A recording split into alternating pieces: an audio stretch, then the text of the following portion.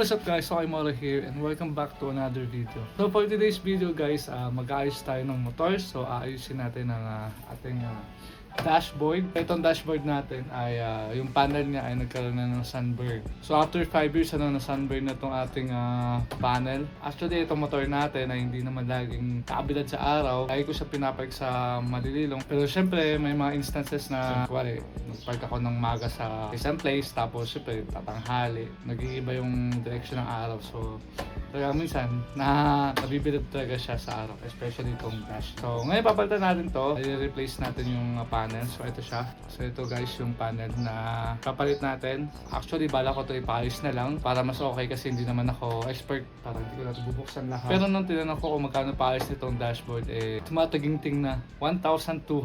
Nung sinabi sa akin na 1,200 yung pag-ayos nito, medyo nabigla ako at sabi ko, ako na lang yung mag-ayos nito para libre Madali lang naman to ayusin kailangan lang naman ng lakas ng loob at syempre dapat maingat ka rin. Konting gamit lang naman ang kailangan, yung panel, magkano lang naman to. Tapos mga ilang mga tools lang, yun, maayos naman na to So yun, sa pag-ayos natin itong dashboard, kailangan natin ng mga ilang tools. Kailangan natin itong mga pantanggal ng flarings, ayan, Phillips screw, malaki, tapos may maliit din tayo, pantanggal na side mirror, tapos syempre yung panel.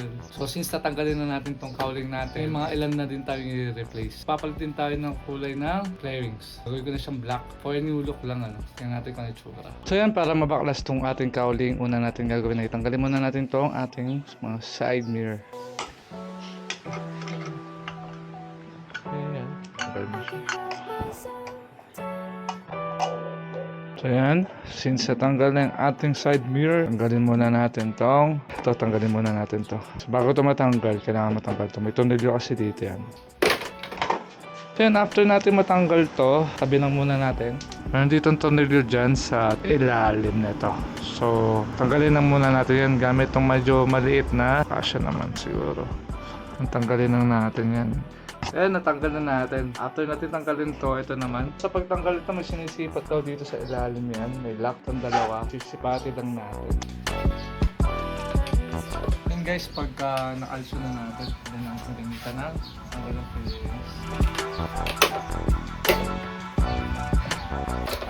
Ayan, natanggal na natin.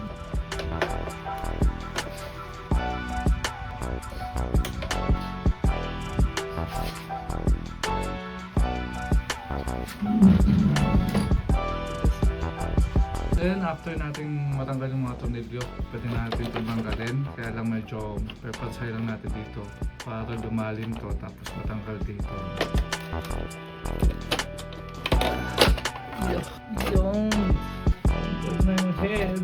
So yan, after natin matanggal to, yan, tatanggalin naman natin to para makuha natin tong panel So may tornilyo dyan, 1, 2, 3, 4. Tapos meron pa dito sa gitna. Yan, so tatanggalin natin muna yan. Yan, parang ito nabuksan ng ganito.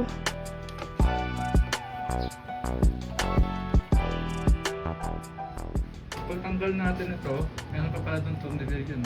Tatanggalin din natin yan para matagal na talaga itong panel sa bearings. Tanggalin muna natin.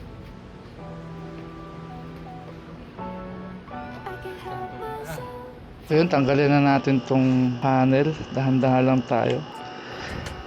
Yan. Tapos ito naman isa. Yan, natanggal na natin itong dash natin. Yan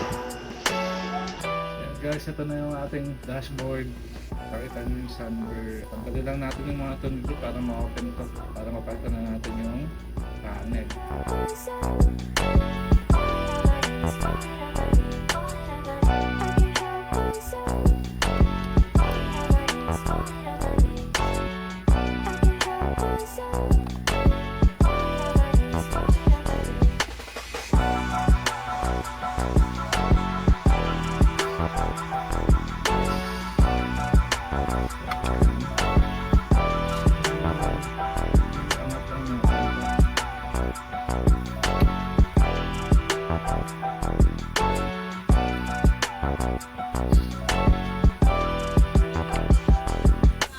Sunburn pwede itong maayos ng papagtalon tong film, pero nag-decide na ako na isang buo na kuhain natin bago natin panel. Ito na guys yung ating bagong panel.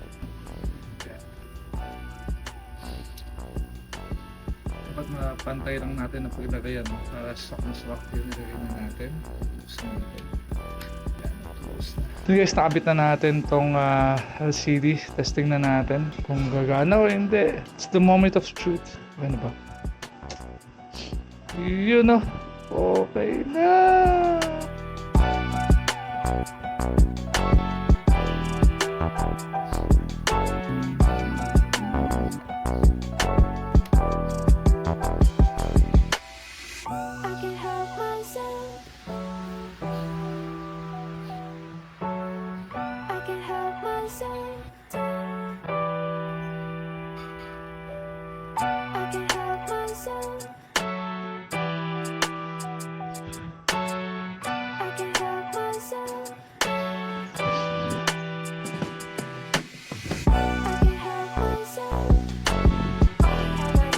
So dito, ito natin. Walang technique. Ibabaliktad mo para dapat. Okay. Tapos na.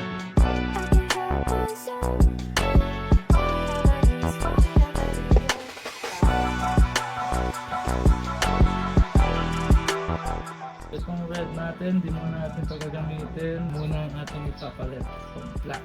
Itong ating stock na front cowling. Itong nabili natin, wala lang siyang itong blue. So ipapalit natin yung blue nito. Lagay natin dito sa ating bagong bearings. And nalagay na natin yung pang black. So ito natin. So yun guys, okay na siya. Nakabit na natin lahat ng flarings. So tingnan natin yung pinalitan talaga natin yung ating panel. Ano? Yun. So wala na siyang sunburn ulit. Good as new na ulit ang ating panel. So yan. So madali lang naman magkakabit. Kaya lang medyo sa pagtanggal ng mga flarings, kung first time mo medyo mahirapan ka talaga. Pero kayang-kaya naman. So yan, nakatipid tayo ng 1,200 yung ating previous na panel. Mga silang 5 years bago magka-sunburn. So ito guys, yung ating lumang panel. Kita nyo, hindi pa naman malaki yung sunburn. Pero pag naarawan to, like mga 5 minutes na nakabilad sa araw, lumalaki yan. Medyo pumuputi na talaga itong gitna. So yun lang guys. Kung kaya mo naman gawin, talaga makakatipid ka. Hindi ko talaga ito alam gawin. Pero since may mga tutorial naman online, ginawa ko siya ng ako lang. Medyo may struggle pero at least nakatipid tayo ng 1,200. So yun guys, hanggang dito naman itong video na to. Kung may natutunan ka dito sa video na to, please like and subscribe. And see you guys on my next video. Peace. Let's go!